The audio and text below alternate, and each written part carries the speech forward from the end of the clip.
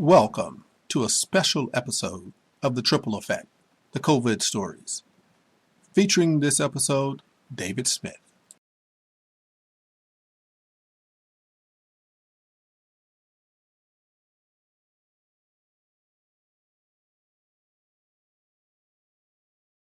So on our show today, we are continuing the conversation about COVID-19 and its effect, what I like to call the COVID effect.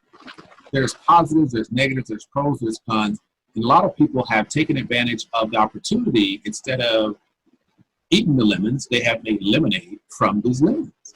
And I really love hearing stories about each person's experience, and I thought this would be a great way to bring it on the podcast, put it out there into the blogosphere of sorts, and say there is more to this than probably we know on an individual level. So today I want to welcome our guest, and I'll let him do his justice in introduction because I probably would not be able to really do it justice. But Mr. David, I appreciate you being with us today, and I would love to have you talk about your COVID experience in the midst of this pandemic, this lockdown, this shelter in place, and this whole worldwide, uproar about this coronavirus. So please, sir, could you tell us a little bit about yourself and hey, why are you here? All right. Thank you so much, Rashid, for the opportunity. Saw your post that you were looking for these stories, and I was like, well, actually, from someone who doesn't may or may not have it, we'll get into that in just a minute. Sure. But yeah, I think I have something to share. My name is David Smith. I am a serial entrepreneur with a dumpster fire full of failures behind me until I finally learned how to turn some of those things around. And then I turned that into coaching and speaking opportunities, because most people fail at most of the things that they've tried, especially when it comes to making money online. So I take everything that I've learned and just roll that into, like I said, teaching, coaching, public speaking. And I haven't learned everything. I still work for FedEx. And again, that's something that'll work into the COVID story. So that's, I do a little bit of everything. I work full time, but I have a side hustle. I'm an entrepreneur. I have businesses. I speak and I coach. And COVID has definitely, from the very, very beginning of this thing starting, just turned everything upside down. Wow. Well, yeah. Well, great. I appreciate you being here, and I totally get the full time. And I work for the Navy, and I've always, like I said, had some type of extracurricular passion of sorts. From an entrepreneur perspective and marketing and taking that online, and I really resonate with other entrepreneurs and people that have those side hustles, because it says a lot when you really look at it, peel the onion back. This nation is built on people that didn't just stay in that lane. Yep. If they did, we wouldn't expand, we wouldn't grow, we wouldn't be a nation that is powerful as it is. And so we really have to appreciate a person that puts in that work 8, 9, 10 hours and still pulls all they got out of it in order to create something extra and have a vision for that becoming the primary person inside. And that's something that my mentor and instructor, I went through a course with Tony Robbins back in 2012, strategic intervention, and it was the first time he was offering this particular course, and it was obviously going through some Harvard professors or whatever, and they had created this program and dissected everything that Tony Robbins was doing. But he did provide some insights, and he'd come on and talk sometime during the course. It was about a 6-month course. So eventually, I got his book about Unstoppable, and I remember in that book, it was about finance and financial and things like that. And one of the things that he said, because of all the interviews he had with financial people he had contact with, was that you should have a primary income but then you create the secondary income. And when that secondary income outstrips the primary income, then that right there becomes your focus, right? So you basically are, bringing up each, you're not losing anywhere. So I said, wow, and so that was just one of the things that kept me going when I felt like, oh man, this is just too much. I need to focus over here. It's like, So I appreciate that. This is not about my story. So I would like to get into some questions. Do you think this virus, pandemic, global lockdown is real and necessary? Or do we have the necessary measures in place that are proper timing? Okay, I caught the first part of that question. One of our mics went out. Do I think it's real? Yeah. Do you think it's real? And do you think the lockdown measures are necessary and timely? Well, it's funny, when all of this started, a lot of us didn't know what was going on. I had my mother-in-law I just pulled up the calendar so I could get the dates right. My mother-in-law was about to turn 80, so we were going to celebrate her 80th birthday in Oklahoma. And then I actually had a speaking gig in Vegas. It was actually going to be the biggest one I'd ever had. Biggest audience, going to be able to sell from the stage. It was awesome, right? So we left San Diego on March 7th. Wow. And we had and my speaking gig was March 21st. So I took 2 weeks vacation. We had this big road trip planned, right? We're going to go down through Tucson, go to Austin. We'd never been to Austin before. We heard it's like the liberal place in Texas. So I thought, okay, I could survive that. And so we're going to, be there in Oklahoma for my mother-in-law's 80th birthday. And then we were going to go north through Colorado, through Utah, and down into Vegas for my speaking gig. So we had this whole big trip planned out, right? We leave on the 7th. There's some murmuring that this disease is happening, but it's small potatoes. Yeah, it had been kind of bad in China, but it's still small potatoes, right? We're heading out.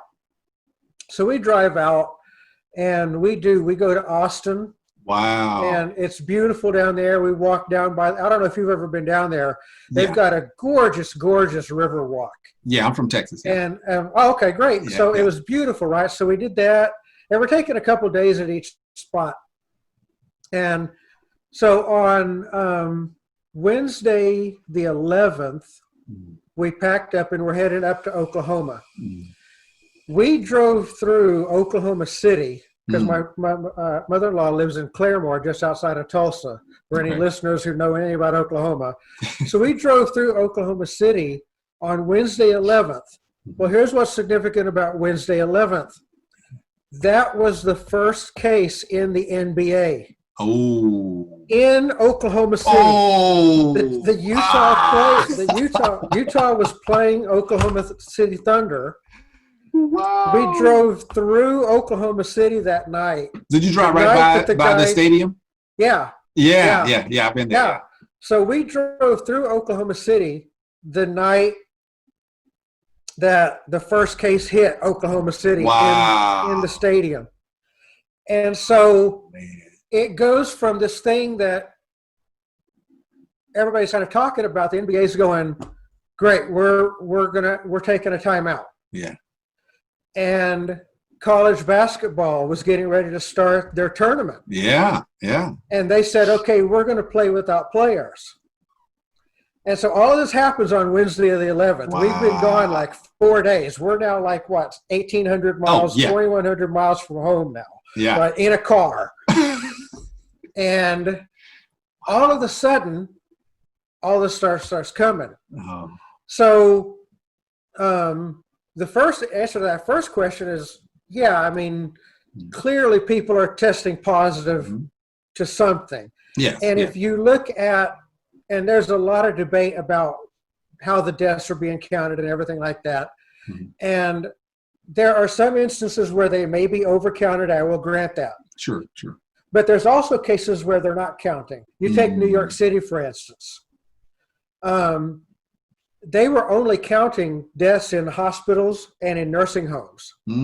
So let's grant the conspiracy theorists that, yeah, they're overcounting.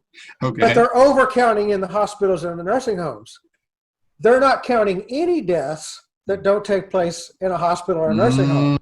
So they're undercounting. So I figure it's a wash. Okay. So people are dying of something. Yeah. The other thing that you can do is you can look at average death rates, period. Okay. And so in the month of April, any given year, let's say, just a round number, these numbers are nowhere near right, Okay. but let's just say in the month of April in any given year, 10,000 people die. Okay. And this year, 13,000 people died. So for some reason, 3,000 more people died this year than the historical average. Okay. So whatever you believe about death counts and attribution of death counts to COVID-19, it's real up to a point. Okay. Death counts are abnormally high, whatever we attribute that to. I think that there is some weirdness, but overall, COVID-19 is a real thing. Yeah. Now, the second part of that is like the rest of the story. Are the lockdowns necessary? That's where I said, the NBA went to, we got to suspend the season. College basketball said we're going to start playing our games with no fans. Yeah. Yeah. And then all of a sudden, even though it was still small, you started having more tests positive. And going on what we knew from China, they were hitting that 75,000, 50,000, 75,000 number of deaths. Yeah. Or cases, I mean. Because China is one of the places where weirdness, just a side note, they quit counting at 80,000. Like, okay, we're out. I don't know, was that their goal? Like, okay, we're overachievers. We know China has what? We know China had more than 80,000 cases, but looking at China and some of the other Asian countries, what could happen, and then seeing what started happening with New York City, we didn't know what else to do. Except to start shutting everything down. So NBA suspends. College says we're playing our games with no fans. Then they say, well, now we're suspending. And I've got this speaker gig out on the 21st. Right. So now I look at Stacy and I said, oh, Disneyland and Disney World closed. Yes, that's true. Well. Yeah. So all this happens between Wednesday and Friday. Wow. The 11th and the 13th. Yeah. And I'm looking at Stacy and I go, now everybody's in a position that they open themselves up to lawsuits. If you are, because we planned all this fun. Yes. We're going to go through and we're going to find fun things to do between Oklahoma and Vegas. Yeah. And now we're questioning, well, what's even going to be open if Disneyland closed? Because if you are an amusement, if you're a tourist attraction, and you stay open in March, again, don't think about, we're not coming up on June 1st here. Think about where your mindset was in March. In March, we didn't know any of this. Yeah. In March, you're thinking, and I said back then, if you're an amusement, if you're a tourist attraction, and you stay open, and you get sick, a bad lawyer can go, if Disney World closed, why were you open? Right. $100,000. Yeah. So I said, you're opening yourself up to lawsuits. And I think everybody started seeing that. And so you started having businesses voluntarily close, especially that were big gatherings. Yeah. And then the other thing that I said to Stacy at the time was, now the bad thing is, we're not actually going to know if any of this worked. We close everything down. Okay, did we overreact? Yeah, yeah. Did it work? Yeah, yeah. Or was the threat not really real? Because you can't. It's hard to prove a negative. You can't say, okay, we would have had 5 million deaths. Now we've only got 90,000. We actually don't know that. We can make some assumptions, but we don't actually know that. Right. So it was just kind of weird. So when you look at our mindset in March, I'm not sure at that time it was an overreaction. Sure. And like I said, so then Friday night, I had been waiting. I knew it was coming. And Al waited as long as he could, and he sent me an email, and he said, look, Vegas is shutting down. The casinos are all closing. All the casinos were starting to close down because nobody wanted to be open to a lawsuit. Yeah. This is me saying the quiet part out loud. Nobody was saying that, but this is why they're closing. Right. Absolutely. They didn't care. So they were worried about lawsuits. So Vegas is shutting down right and left. And my buddy goes, okay, I hate to do this, but we just can't, we've already had 2 sponsors cancel. Half our speakers canceled. Wow. Oh. Vegas is shutting down. So we don't have any choice. Your event is canceled. So I said, okay, Stace, we don't have to head back right away now. Let's stay in town for an extra couple of days. And see, your mom is 80. I know you want to spend time with her. So let's stay in town for an extra couple of days. I booked a hotel on Monday. I think it was Monday night in Amarillo. So now it's Friday. We don't have any. Our hotel is Friday. We don't have any choice. And we got a good deal, by the way, because everything's starting to shut down at this point. We got a crazy good deal. So now I'm sitting there, and every day the news is getting worse. Yeah. And you're like, so I'm sitting there going, crap, we're not leaving until Monday. And like Saturday, the news gets worse. Actually, it was Wednesday. We weren't leaving until Wednesday now. Oh. So Saturday, the news gets worse. Sunday, the news gets worse. Monday, the news gets worse. And here's the funny thing. In Oklahoma, people still weren't taking it very seriously. That's Stacey's side of the family loves to eat out. Yeah. So we're going to restaurants. And like you're hearing on the news, like social distance, don't get close to anybody, don't hang out in crowds. And we're going to like $50 a night steakhouses, right? And everybody's there because this is Oklahoma and they like their steak, right? So we're not paying any attention to this junk at all. I got my hair cut on Monday. What is that? The 16th? The 16th. I got my hair cut Monday the 16th. No big deal. Yeah. Right? By Wednesday, some of the restaurants were starting to social distance. Yeah. You started to see they would X out tables. Okay. We went to a small restaurant in Claremore, and they would not seat you at certain tables. Okay. Then we went to Amarillo, and when we got to Amarillo, Brahms was doing the same thing. They would not seat you at certain tables, trying to social distance. But outside of that, they weren't doing anything. Wow. And then Thursday night, we were in Flagstaff, Arizona. We were almost home. Sitting in the hotel room Thursday night, Flagstaff, we get the news that Governor Newsom announced shelter in place. So yeah. So now we're like, wait a minute. What now we got to Google shelter in place. What the hell does this mean? And like, okay, I'm pretty sure going home constitutes a reason to not be in your house, right? We've got a Ford Focus, a hatch with actually a Fiesta hatch full of luggage. Yeah. So like when we're driving across the border, we can prove that like there's a reason not, because again, put yourself in the mindset of March. We didn't know anything. We didn't know anything yet. Yeah. And so in March, this all seemed reasonable. Yeah. In March, this all seemed reasonable. because nobody knew anything. Yeah, yeah. And then I had to go back to work the following Tuesday. As like I said, I work for FedEx. Wow. So all of a sudden, I'm an essential employee. Yeah. So 90% of the people are staying home. I'm an essential employee. I got to go back to work on Tuesday. Wow. And so by then, the station had implemented social distancing. Okay.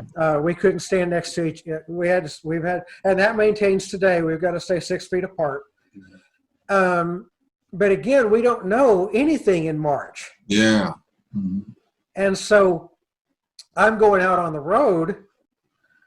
We get rid of our signature guidelines. If it's a signature required, all we have to do is get a visual. Okay. And businesses are starting to shut now.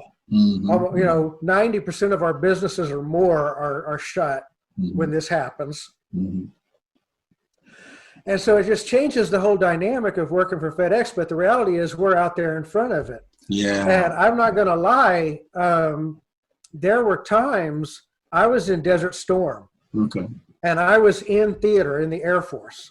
Yeah. But in theater in the Air Force means you're hundreds of miles away, and you launch the airplanes and let the pilots go do the dirty work. But I was still in theater. Yes. And I was in Abu Dhabi, and you could look across the Gulf. You could look across the Gulf, and that landmass that you saw on the other side of the Gulf was Iran. Yeah. And so back in those days, we had the deadline for the start of the Gulf War. And about 2 weeks before that happened, Iran came out and said, yeah, we've been fighting Iraq for the last 14 years, but we hate the great Satan America more than we hate Iraq. So if you do anything, we're going to help. Right. And all of a sudden, the front line went from being 700 miles away to being, hey, I think I could skip a rock across the Gulf to Iran. Wow. And so I give that story to give the context. I know real danger. Right. And when I was out delivering that first week, there were times that my undiagnosed PTSD was kicking in. Yeah. There were times that I was more fearful than I was during the Gulf War. So, so if we put ourselves in the mindset of March, I think we did what we thought was best in March.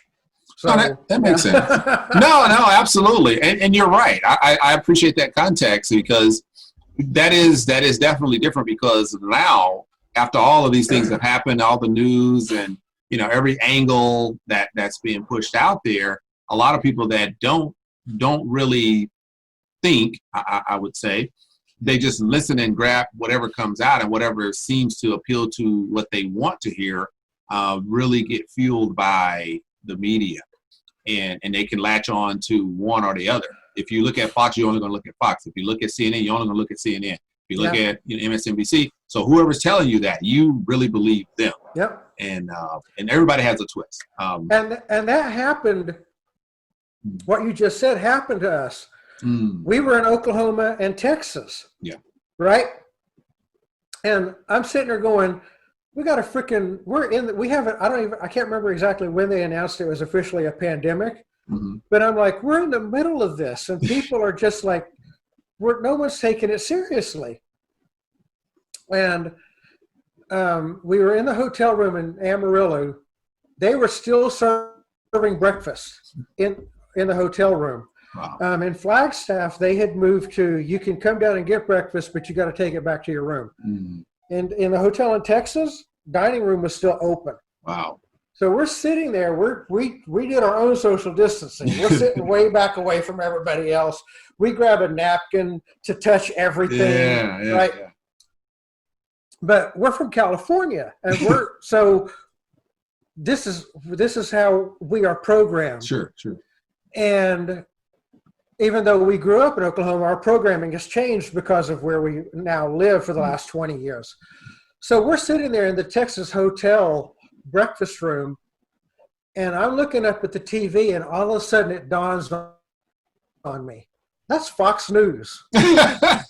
Yeah, think about it. What do everybody Oklahoma and Texas watch. They all consume Fox News. So what do they think about COVID-19? Yeah. They've been told it's a hoax. Yeah. They're watching Sean Hannity say you're an idiot for believing this is true. And so this is what this is their information source. Yeah. And so when we come back now to California, we have our conservative pockets for sure. Mm-hmm. But most people don't consume Fox News around here. Right. And so it's a completely different mindset of people wanting to close, wanting to be open. So yeah, you're exactly right. We experienced that firsthand. We were in places where people just didn't care. Yeah. And the only thing that you could tie that to was their source of information. Yep. And that's funny because I spend most of my time online surfing, looking for news online and trying to find out who's doing the investigative reporting, who's actually embedded in with this organization. Give me a documentary and so on and so forth.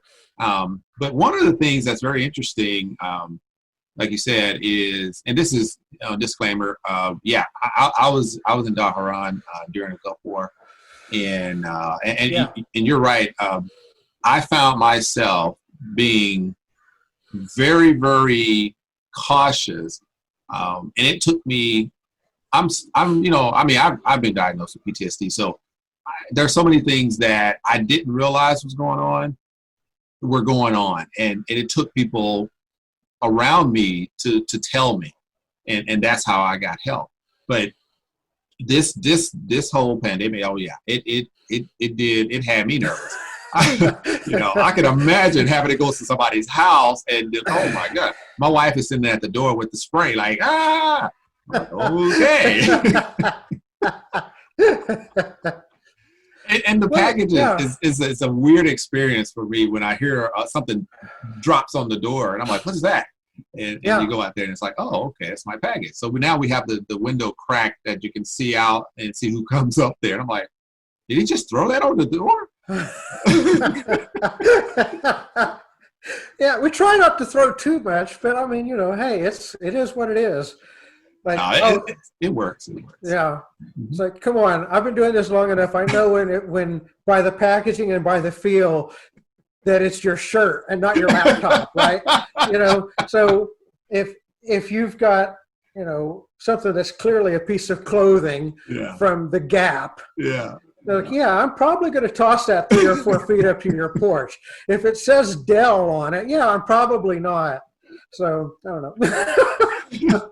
It's funny because this morning I had ordered water, and it's so weird because I've never really told my story, so it's kind of odd. I listen to everybody's, but that's great. But one of the things, because you do delivery, I found myself now ordering online more.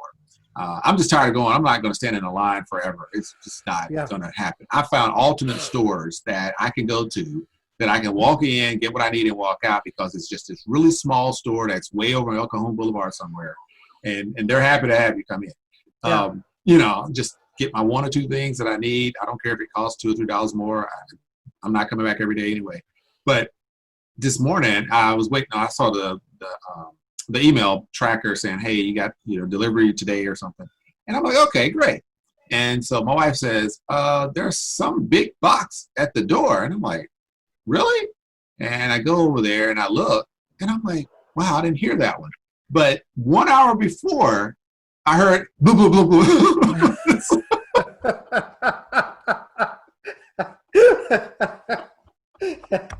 And so the difference is, just like you said, one was a 24-pack of bottled water, and the other, which was not going to get thrown, and the other was actually marshmallows and some stuff for the kids.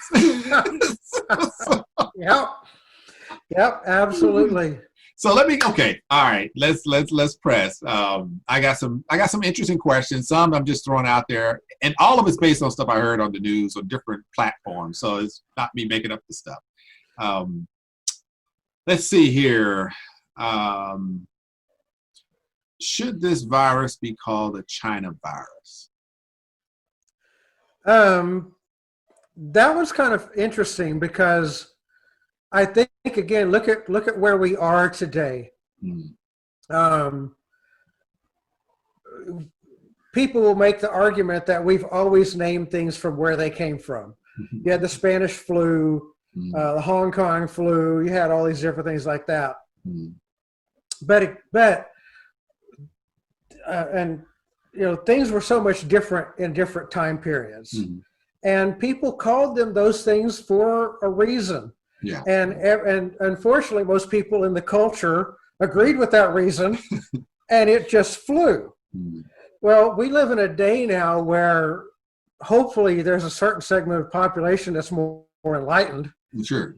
And so we know what's going on when we call it the China virus. It's derogatory. It was it's calling it the Spanish flu was derogatory. Calling it Hong Kong flu or Hong Kong fever or whatever. Yeah. Those were derogatory, but those were different times.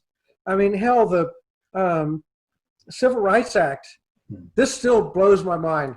The Civil Rights Act was not passed until 1964. Right. So, there was a time, not quite so much anymore, but, we all know people who were alive and experienced life in America before the Civil Rights Act passed in 1964. This blows my mind because it's not my experience. Sure. But so all those times when we named things after where they were from, they were derogatory. Everybody knew it, but it was what it was. Sure. In 2020, my opinion is let's not be those people. We all know where it came from. Sure. And we have scientists that they have a reason why they call it COVID-19. All those letters stand for something. Exactly. And they labeled it the way that they did for a reason. And it's like scientific reasons for calling that, not other reasons for calling it what it is. So no, I would rather go with the scientific name of COVID-19. Excellent. 100%. I've heard lots of different angles to this. I've heard somebody break down the letters into numbers and associate that with, the end of times. And I'm like, oh my gosh. So we won't do that. Like the people that say that, COVID-19 means it's the 19th coronavirus that's been discovered.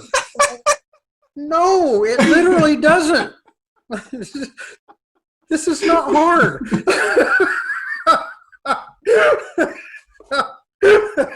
I did hear that one as well. I might need to add that to my questions.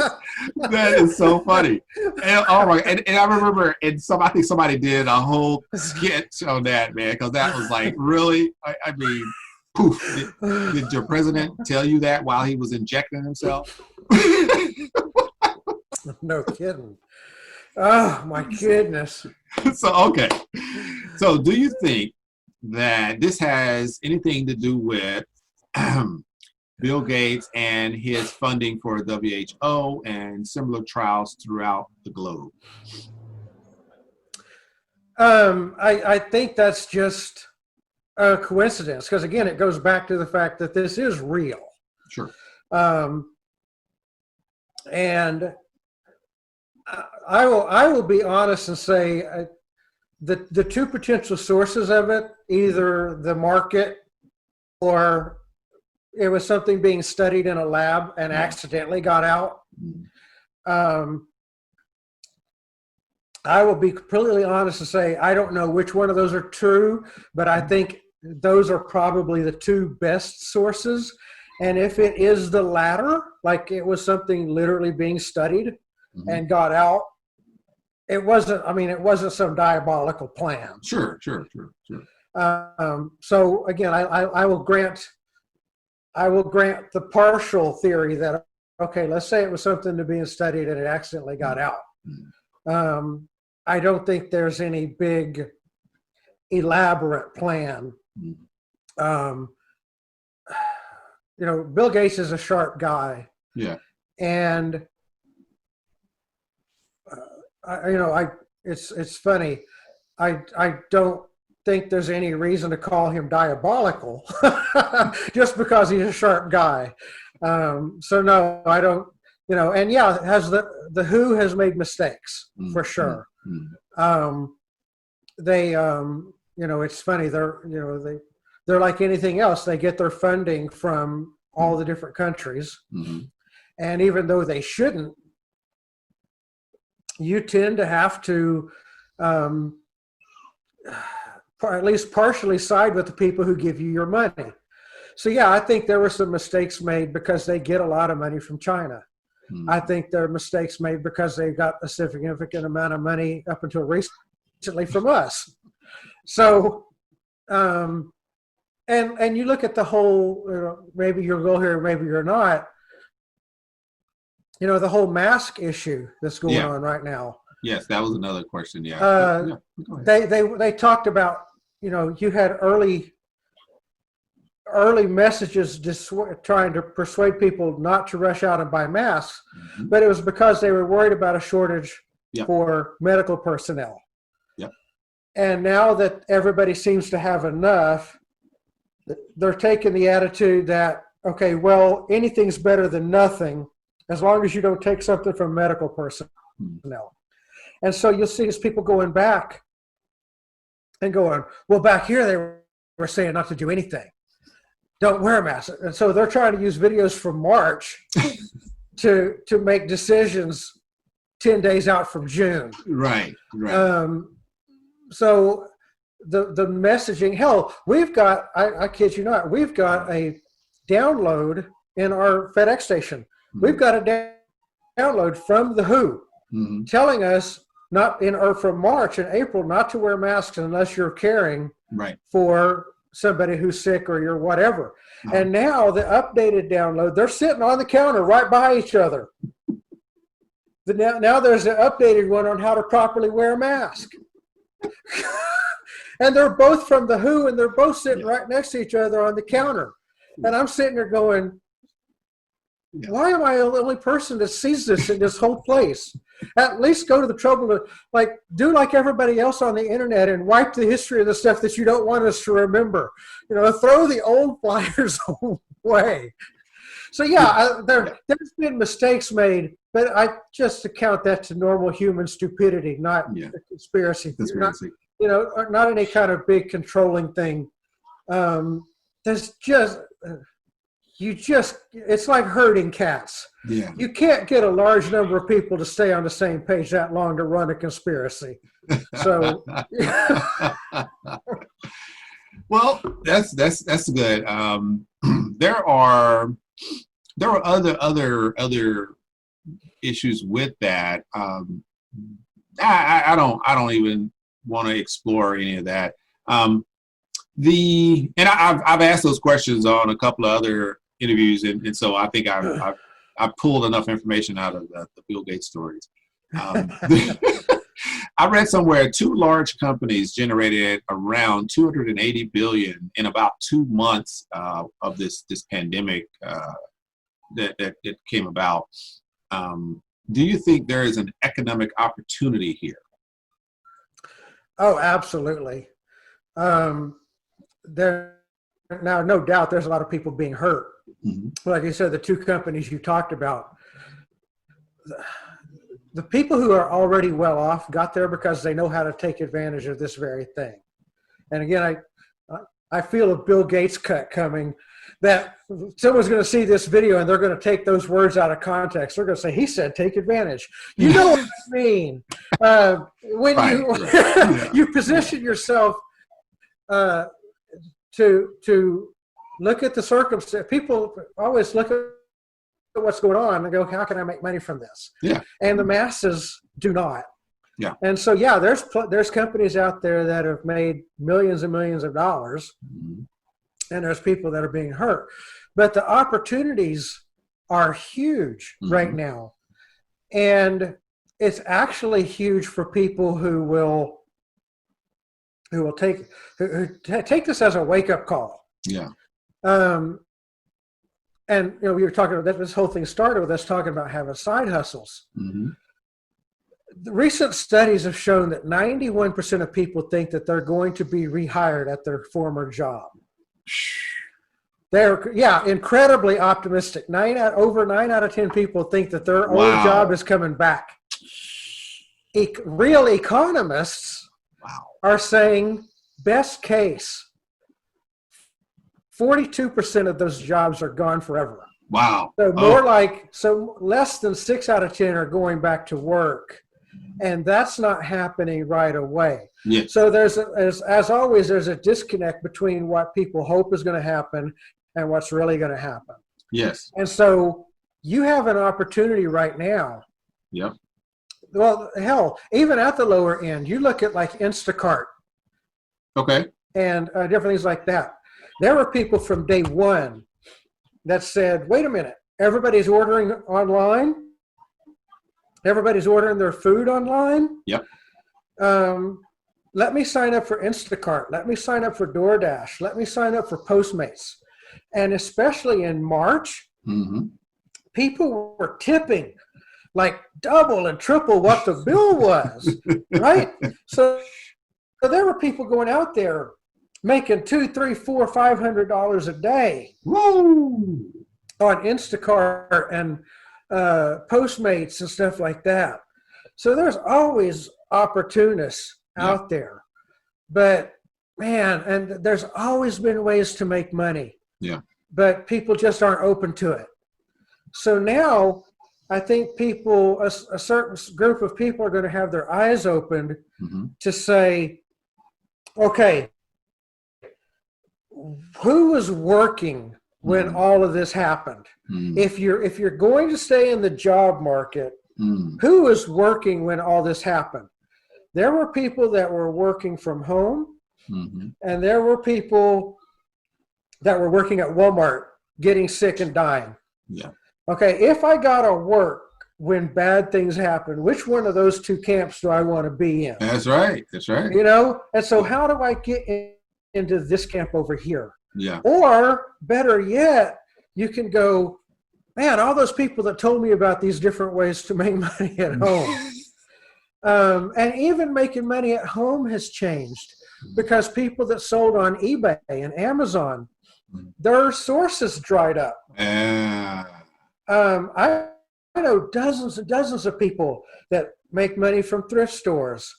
That's common. Yeah. Garage sales, that's common.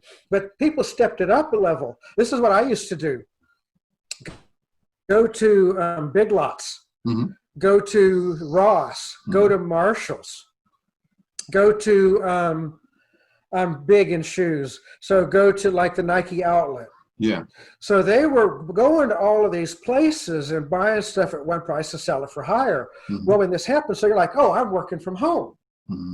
But when this happened, your version of work from home got shut down. Yeah. Yeah. So even those people, hopefully the opportunity is massive. Yeah.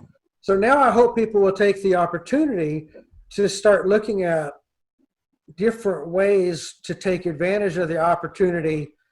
Heck, one I've recently become aware of was something like making a course on Udemy. Yes. Yes. It's not ideal, but Udemy is kind of the Amazon of online courses. Right. They have the eyeballs. Yep. Yeah, you're going to sell your course cheap, but if you suck at marketing or you're brand new, Udemy has the eyeballs. It's like Amazon does. Yes. So Udemy, you're going to sell your course cheap, but you're going to sell a lot of them once you start getting that organic search. No, I agree. So, yeah. And then you can learn how to market, and then you can learn how to do public speaking and sell your course from stage on a different platform for a higher price. But my goodness, network marketing has been around forever. Yeah. And if you find a good product with a fair compensation plan, which those two things in combination, admittedly, are tough to find, but they exist. Absolutely. Then, man, it's such a good time to give network marketing an honest look. again, because as an industry, it makes more than the NFL every year. And so, yeah, there's some bad apples out there. Like my mentor, I'm in a company now, no secret. Full disclosure, I'm in a company. I promote. No, that's fine. Absolutely. Absolutely. And I've always been a big believer in network marketing, but I've experienced the downs as much as anybody. Yep. But like my current company owner says, like, oh, there's bad apples in network marketing. Well, there's bad apples in Wall Street. Have you ever heard? Have you ever heard of Michael Madoff? Have you ever heard of Enron? The day that not Michael Madoff, Bernie Madoff, the day that Bernie Madoff got caught and arrested and sent off to jail, you know what happened the very next day? The stock market reopened, and it's been open ever since. There you go. Nobody cares. Didn't blink an eye. Martha Stewart went to jail for insider trading. You know what happened yesterday? The stock market still opened and closed like normal. So there's bad apples everywhere. You can go to a restaurant and you can get a 5-star meal, and you can watch Gordon Ramsay where he goes to the kitchen nightmares, and he goes to the people that have like the rat family living in the pantry. Okay, there's bad apples everywhere. Yeah. But take an honest look at network marketing, and learn how to make money. Yeah. When there's so many. This is making money from home is my wheelhouse. I could talk about this forever, but there's incredible opportunity here for people. No, thank you. I'm 100% behind you. I spent, me and my wife, we spent some time while we were in Kuwait and overseas. I was overseas about 8 years, between Kuwait, Qatar, and we really enjoyed it, as well as we did very well with it. Overseas is a little different. The opportunities are there. A lot of people, they're looking to make money, and definitely a lot of the expats are happy to do something extra for themselves, because they're over there to make money. And so if there's an opportunity, they're on it, and everybody comes to the meetings. You spending time. It's different over there. I started with ACN back in '96, and it was a struggle. And I did well, but then, like you said, you find out the good and the bad, and all of a sudden you get a bad taste because of one experience. But people are still making money. Yeah. And so the business model is better than any other business model out there, as far as profitability and the potential to make extreme amounts of money. There is no other opportunity out there like that, not even the stock market, because you have to put so much into the stock market in order to get that kind of money. So I support it 100%. And I personally chose to take different routes, but I have invested in companies where are network marketing companies, but they have a Forex or a cryptocurrency side that's invested. And so you could do one or the other. But if you build, you obviously make more money. Yeah, for sure. Yeah. And the trading, there's a lot of companies that have come up around trading. Yeah. And I actually like them. But man, you've got to have the right mindset to be a trader. You've got to have the right mindset to be a trader. And also, to be perfectly honest, it's depending on what you're trading, and like Forex is huge right now. But the best times to trade Forex are London and the London session and early US. And so depending on where you live and when you need to sleep. So for those of us here on the West Coast that have a job that starts at 7 o'clock in the morning, and again, I speak from experience. I was in one of those Forex companies. I loved it. It was great. But the best trades came in the middle of the night. And my wife, if she were on here, she would attest to this. She was ready to kill my ass. Because I have the alarm set on my phone to make notification beeps. Yeah. And I'm sitting there like I'm supposed to be sleeping. Yeah. Yeah. And I'm sitting there watching markets and getting trade alerts at 2 o'clock in the morning, at 3 o'clock in the morning, at 4:30 in the morning. And in a dark room, you turn on your cell phone, and the light in a dark room, this little bitty cell phone lights up the whole room, right? So yeah, there was about 4 months where my wife was ready to kill me over that.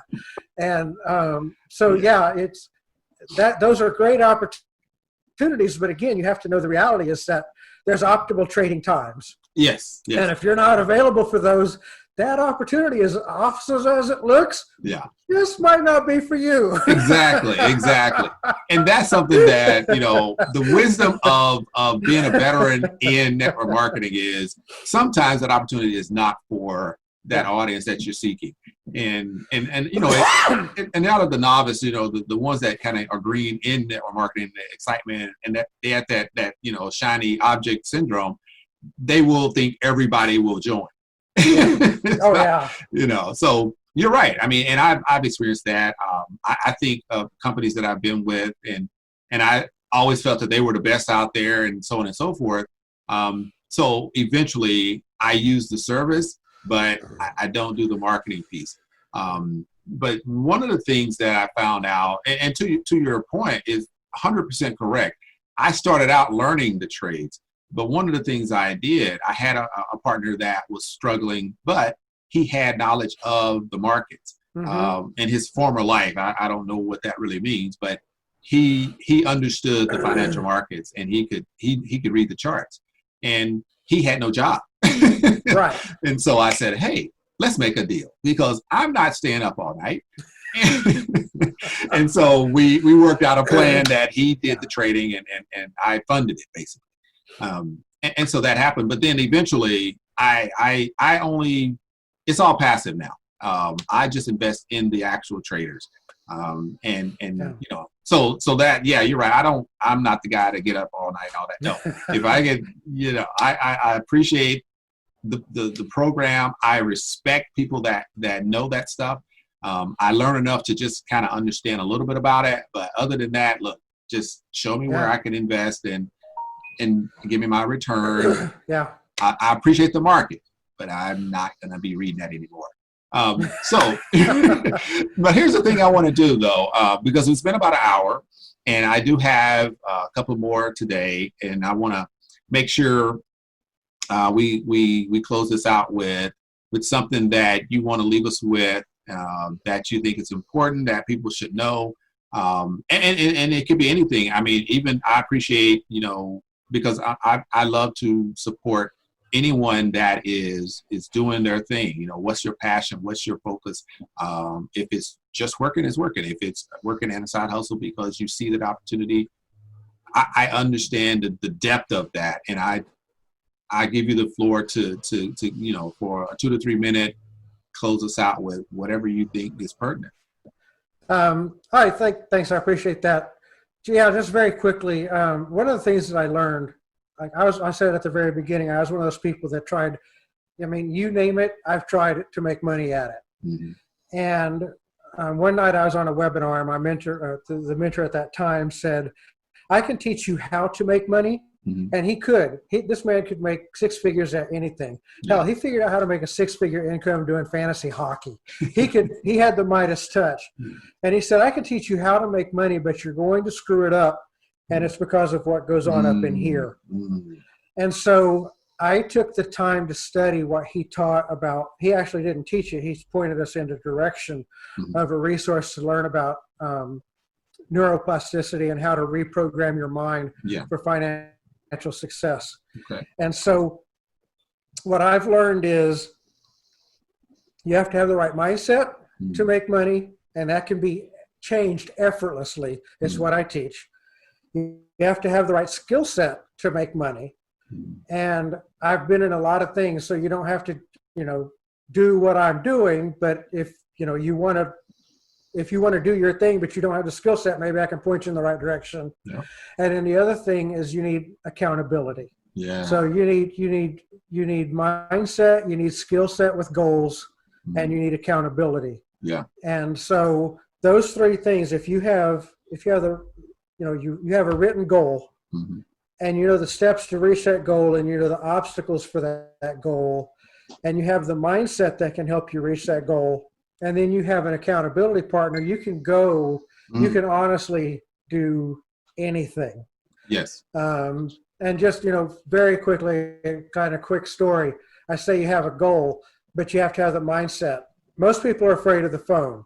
And a lot of that comes from hating telemarketers. And then when you have to use the phone to make a sale, you internally, you don't realize your problem is you see yourself as a telemarketer. Okay.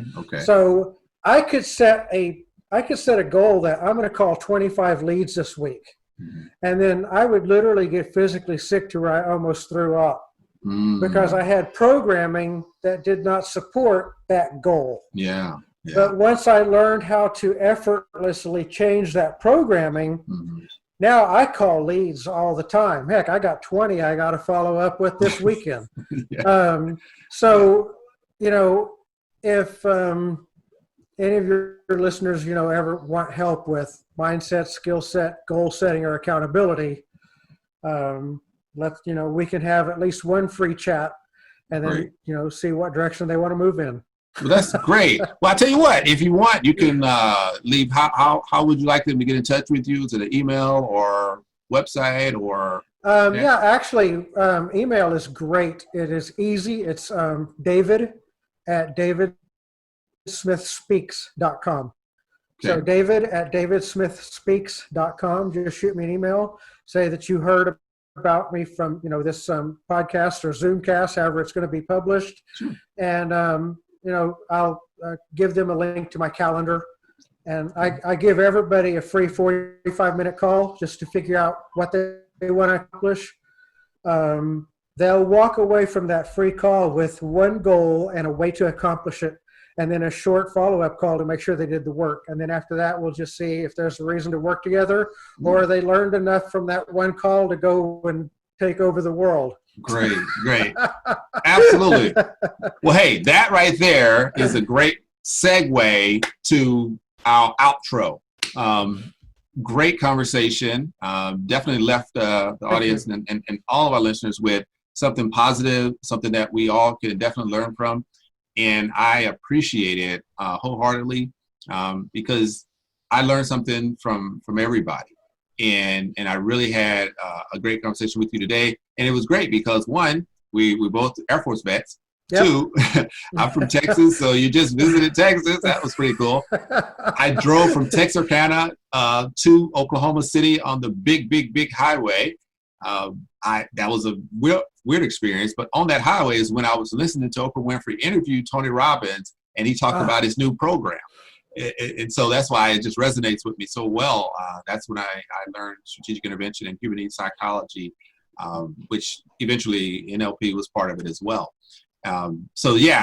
Just great conversation. And I hope that the people really got something from it. The COVID effect is real.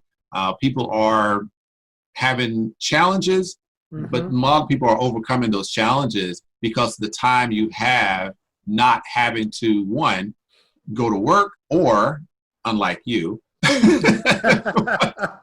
you know what? Here's one of the things that I think I want to leave you with, because you are obviously one of the few that actually have to go to work.